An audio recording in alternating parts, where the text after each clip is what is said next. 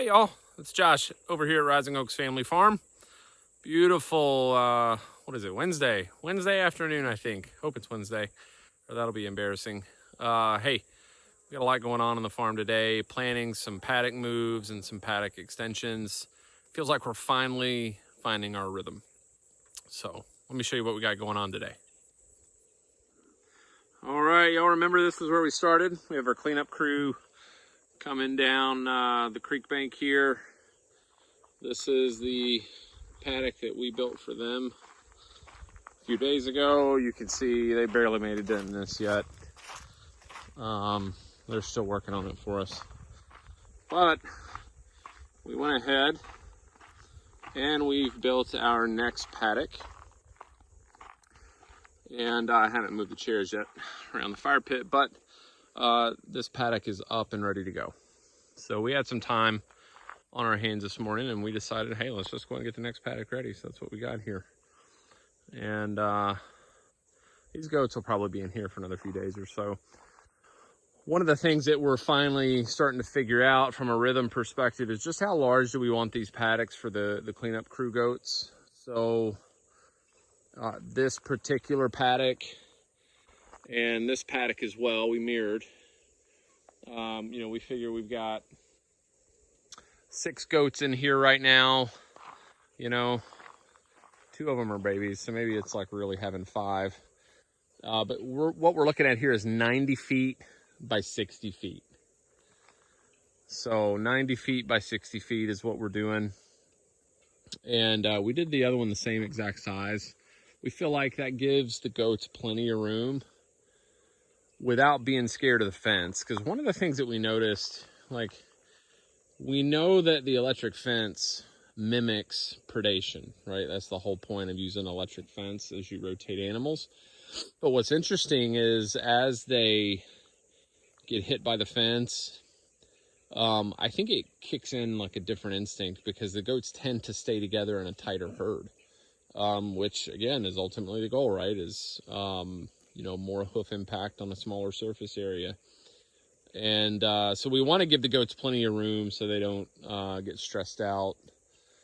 And this, 90 by 60 seems to be plenty. You can see this goat gets pretty close. I mean, he's within a foot of the fence. But these goats are really, really trained to it now. They've only been in electric fence for maybe 2 weeks.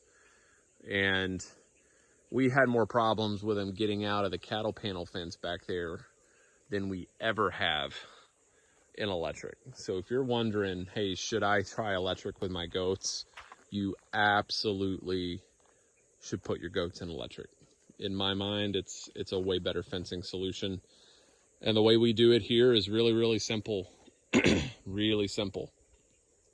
Poly braid, step-in posts, a really hot charger. One of the things you need to know about goats is they require the highest voltage fence of any animal you're probably going to have on your farm. Minimum 6,000-7,000 volts. And the charger that I've got hooked to this fence puts out 10,000. And so you want your goats in a hot fence. And you need to know that they can't go under and they can't go over. If you can get that right, then you're going to be successful. I'm going to do a whole nother video on, hey, what do you really need to consider and think about before you put your goats in electric?